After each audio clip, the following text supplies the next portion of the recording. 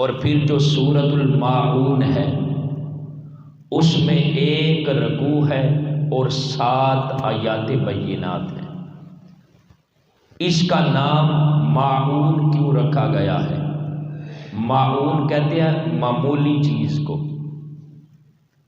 لیکن ماعون اس وجہ سے نام رکھا کہ اس کی جو آخری آیت ہے اس میں یہ لفظ بیان کیا گیا ہے، اور اسی مناسبت سے اس کا نام بھی سورۃ الماعون رکھا گیا۔ اب اس سورت کا ترجمہ کیا ہے؟ فرمایا ارأیت الذی یکذب بالدین، بلا دیکھو تو اس شخص کو جو دین کو جھٹلاتا ہے،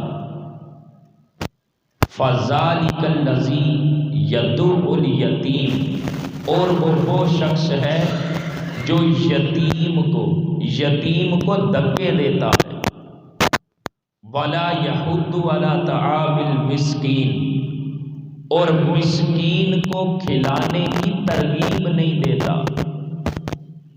آگے فرمایا فویل للمصلین،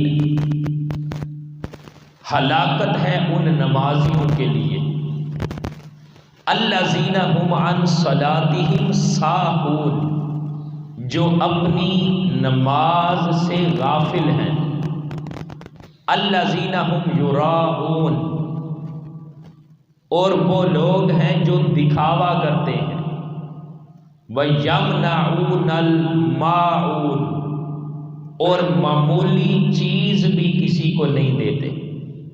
یہ سورۃ الماعون ہے۔ اس کا ترجمہ، اب اس کی تفسیر کیا ہے؟ جو پہلی آیت میں فرمایا نا، دیکھو اس شخص کو جو دین کو جھٹلاتا ہے، اور آگے ساتھ کیا فرمایا؟ وہ شخص ہے جو یتیم کو دھکے دیتا ہے۔ اب اس کی تفسیر میں مفسرین نے لکھا ہے کہ یہ عاص بن وائل، یہ اس کے بارے میں نازل ہوئی ہے جو دین کو جھٹلاتا ہے۔ دین سے مراد قیامت کا دن ہے۔ فرمایا وہ قیامت کے دن کو جھٹلاتا ہے، اور روز جزا کا جو دن ہے اس کو جھٹلاتا ہے، اور آگے دیکھیں کیا فرمایا، یتیم کو دھکے دیتا ہے۔ تو جو قیامت پر ایمان ہی نہیں رکھتا، جس کا آخرت کے دن پر ایمان ہی نہیں، تو ظاہر ہے پھر وہ یتیم کو دھکے ہی دے گا۔ اگر اس کا یہ ایمان ہو کہ میں یتیم کو دھکے دوں گا تو مجھے اللہ رب العزت کی بارگاہ میں آخرت میں حساب دینا پڑے گا۔ اگر کسی کا یہ ایمان ہو تو پھر وہ دھکے نہیں دے گا۔ اور جو قیامت کے دن کو جھٹلاتا ہے، فرمایا وہ یتیم کو دھکے دیتا ہے، اور اپنے گھر والوں کو، اہل خانہ کو، مسکینوں کو کھلانے کی ترغیب نہیں دیتا۔ تو دوستان محترم، جب یہ قرآن مجید کی آیات نازل ہوئی، اس دور کے اندر جو کفار تھے وہ یتیموں کے ساتھ بڑا برا سلوک کرتے تھے، وہ یتیموں کے ساتھ ناروا سلوک کرتے تھے، اور اس وقت جس طرح اللہ کے محبوب نے سب کو حقوق دیے ہیں، اسی طرح یتیموں کو بھی حقوق عطا کیے ہیں۔ قرآن مجید میں تو جا بجا مقامات پر یتیموں کے حقوق کو بیان کیا گیا، اور پھر میرے آقا نے حدیث مبارکہ کے اندر کیا فرمایا؟ فرمایا سب سے بہترین گھر مسلمانوں کے گھروں میں سے سب سے بہترین گھر وہ ہے جس میں یتیم ہو اور اس یتیم کے ساتھ اچھا سلوک کیا جائے، اور مسلمانوں کے گھروں میں سے سب سے بدترین گھر وہ ہے جس میں یتیم ہو اور اس کے ساتھ برا سلوک کیا جاتا۔ اچھا گھر کون سا ہے؟ جس میں یتیم ہو اور سلوک بھی اچھا ہو۔ اور برا بدترین گھر کون سا ہے؟ جس میں یتیم ہو لیکن اس کے ساتھ اچھا سلوک نہ کیا جائے۔ پھر ایک حدیث میں تو میرے آقا صلی اللہ علیہ وسلم نے ارشاد فرمایا جس نے کسی یتیم کے سر پر اپنا شفقت بھرا ہاتھ رکھا، محبت کے ساتھ، پیار کے ساتھ، شفقت کے ساتھ کسی یتیم کے سر پر ہاتھ رکھا، تو فرمایا اس کے ہاتھ کے نیچے جتنے بال آئیں گے، ہر بال کے عوض اللہ رب العزت اس کو اجر عطا فرمائے گا۔ اور پھر فرمایا جس نے کسی یتیم کے ساتھ اچھا سلوک کیا، ان کی اچھی پرورش کی، وہ میرے ساتھ جنت میں اس طرح ہوگا جس طرح یہ 2 انگلیاں ہیں۔ میرے آقا نے اس طرح اشارہ کیا۔ تو اس وقت کفار کا معاشرہ جب یتیموں کے حقوق کو پامال کر رہا تھا، اللہ رب العزت نے اور اس کے محبوب صلی اللہ علیہ وسلم نے یتیموں کو ایسے حقوق عطا کیے ہیں، اور پھر جو ان کو حقوق دیتا ہے ان کو اس قدر اجر و ثواب ملتا ہے۔ اور پھر یہ جو آیت ہے نا، اس کی ایک تفسیر یہ بھی ہے، فرمایا یہ ولید بن مغیرہ کے بارے میں نازل ہوئی ہے، اور ایک تفسیر یہ ہے کہ یہ ابو جہل کے بارے میں نازل ہوئی ہے۔ ابو جہل نے ایک یتیم کی پرورش کرنے کا ذمہ لیا کہ میں اس کی پرورش کروں گا، لیکن اس کی صحیح طرح سے پرورش نہیں کر رہا تھا۔ جب پرورش نہیں کی، ایک دن وہ یتیم ننگے بدن ابو جہل کے پاس گیا، اس نے دھکے مار کے اس کو نکال دیا۔ لوگوں نے جو کفار تھے انہوں نے مذاق کرتے ہوئے کہا کہ تم اللہ کے رسول محمد کے پاس جاؤ، اس لیے کہ وہ یتیموں کے مسکینوں کے بڑے خیر خواہ ہیں۔ انہوں نے بطور مذاق کہا، وہ یتیم بچہ جانتا نہیں تھا۔ جب آقا کریم علیہ السلام کی بارگاہ میں وہ بچہ آیا، آقا علیہ السلام اس یتیم بچے کو اپنے ساتھ لے کر ابو جہل کے پاس گئے، اور اس سے اس یتیم بچے کے لیے حقوق کا جب مطالبہ کیا تو ابو جہل نے اللہ کے محبوب علیہ السلام کا جو مطالبہ ہے وہ پورا کیا۔ جب وہ یتیم بچہ اور آقا کریم علیہ السلام واپس آئے تو جو کفار تھے انہوں نے ابو جہل سے کہا، ابو جہل لگتا ہے تم اپنے دین سے پھر گئے ہو، تم نے اللہ کے رسول کے کہنے پر اس یتیم کو حقوق دیے ہیں، لگتا ہے تم اپنے دین پر نہیں۔ کفار تو یتیموں کو حقوق نہیں دیتے تھے، اس لیے انہوں نے کہا، ابو جہل نے کہا نہیں میں اپنے دین سے پھرا نہیں، وجہ یہ ہے کہ جب وہ اللہ کے نبی آئے ہیں نا، میں نے ان کے دائیں اور بائیں دیکھا نیزہ ہے، کہ اگر میں اس کو حقوق نہ دیتا تو شاید وہ جو نیزہ تھا اس کے ذریعے سے میرا سر کچل دیا جاتا، اس لیے میں حقوق دینے پر مجبور ہوا۔ پھر دوستان محترم، اس آیت کی ایک تفسیر یہ بھی ہے کہ یہ آیت مطلقاً نازل ہوئی ہے، یہ ہر ایک کے لیے ہے، ہر اس بندے کے لیے ہے جو آخرت کے دن کو جھٹلاتا ہے اور یتیموں کو دھکے دیتا ہے، یعنی یتیموں کے ساتھ ناروا سلوک کرتا ہے۔ تو دوستان محترم، یہ دین اسلام کی تعلیمات ہیں جن کے ذریعے سے اللہ کے محبوب علیہ السلام نے اور اللہ رب العزت نے یتیموں کو حقوق عطا کیے۔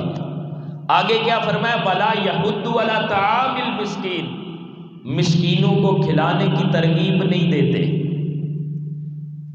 مسکینوں کے بارے میں بھی اللہ کے محبوب علیہ السلام نے اور اللہ رب العزت نے جا بجا مقامات پر بیان فرمایا۔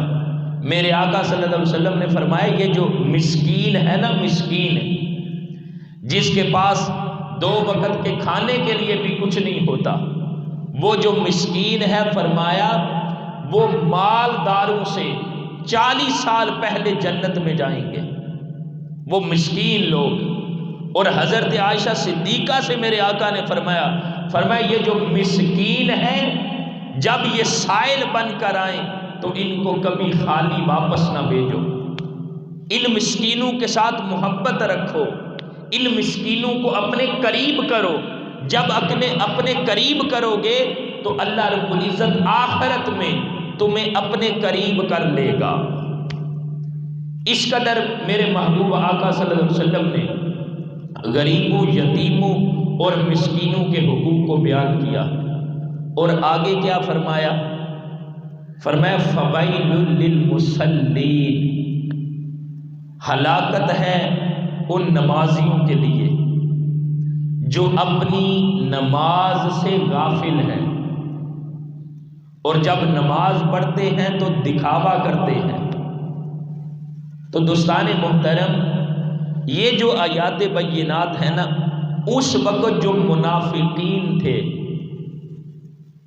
جب اکیلے ہوتے تھے تو وہ نماز نہیں پڑھتے تھے، جب لوگوں کے ساتھ ہوتے تو نماز پڑھنا شروع کر دیتے، تاکہ کوئی یہ نہ کہے کہ یہ نماز نہیں پڑھتے۔ حالانکہ جو مسلمان ہے وہ لوگوں کو دیکھ کے نماز نہیں پڑھتا۔ مسلمان سفر میں ہو، حضر میں ہو، خلوت میں ہو، جلوت میں ہو، جس جگہ پر بھی ہو، اگر نماز کا وقت ہو تو وہ بر وقت اللہ کے حضور سجدہ ریز ہوتا ہے، جو مسلمان مومن ہے۔ لیکن جو منافق ہے وہ دیکھتا ہے کہ اگر لوگ ہیں تو میں نماز پڑھ لیتا ہوں، اگر لوگ نہیں تو میں نماز نہیں پڑھتا۔ یہ اس وقت کے جو منافقین تھے ان کے بارے میں اللہ رب العزت نے یہ فرمایا۔ تو دوستان محترم، جو مسلمان ہے، مومن ہے، نماز کی ایک ظاہری شکل ہے، جب بندہ پڑھتا ہے تو نظر آتا ہے، ہر ایک اس کو دیکھتا ہے کہ یہ بندہ نماز پڑھ رہا ہے۔ لیکن فرمایا یہ جو نماز پڑھ رہا ہے نا، اس بندہ مومن کو چاہیے کہ وہ اپنی نماز کے اندر ریاکاری نہ لائے، اپنی نماز کے اندر دکھلاوا نہ لائے۔ جب وہ اپنی نماز اللہ کی رضا کے لیے پڑھے گا، خشوع اور خضوع کے ساتھ اور خلوص کے ساتھ اللہ کے حضور سجدہ ریز ہوگا تو وہ مومن ہے۔ اگر نماز لوگوں کو دکھانے کے لیے پڑھ رہا ہے تو وہ مومن نہیں، وہ منافق ہوگا۔ اس لیے جب بھی نماز پڑھے صرف رب کی رضا کے لیے پڑھے، ورنہ ایک حدیث میں تو ریاکاری کے بارے میں فرمایا جو لوگوں کو دکھانے کے لیے کوئی بھی عمل کرتا ہے، قیامت کے دن اللہ رب العزت فرمائے گا جن کو دکھانے کے لیے تو کرتا تھا نا، آج قیامت کے دن جا کے اجر بھی انہی سے لے۔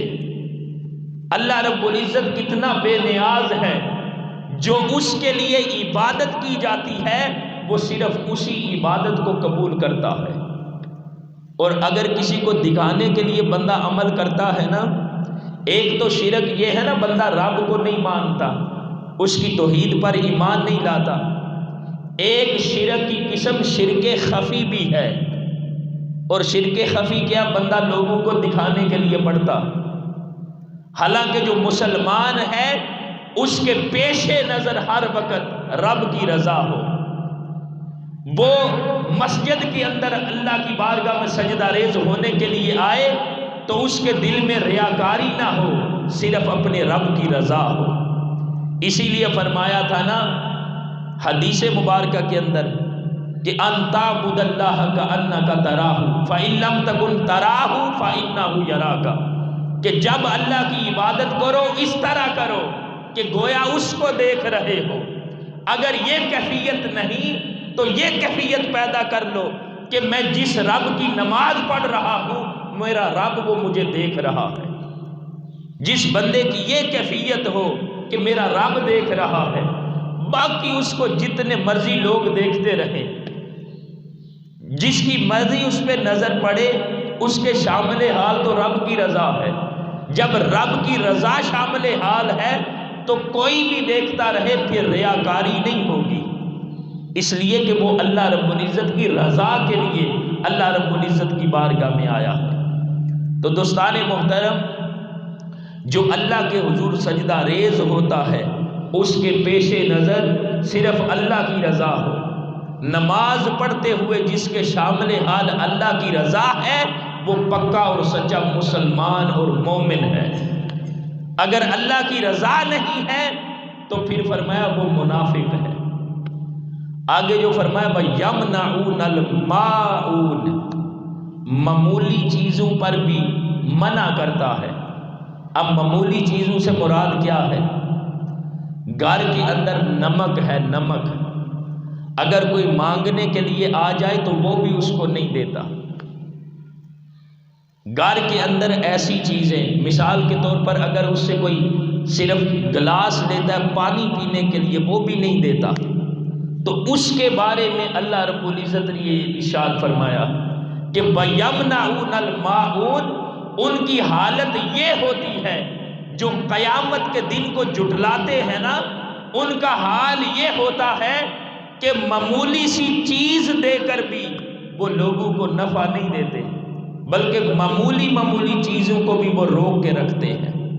حالانکہ اسلام تو یہ کہتا ہے خیر الناس من ينفع الناس، بہترین لوگ وہ ہیں جو دوسروں کو نفع دیتے ہیں۔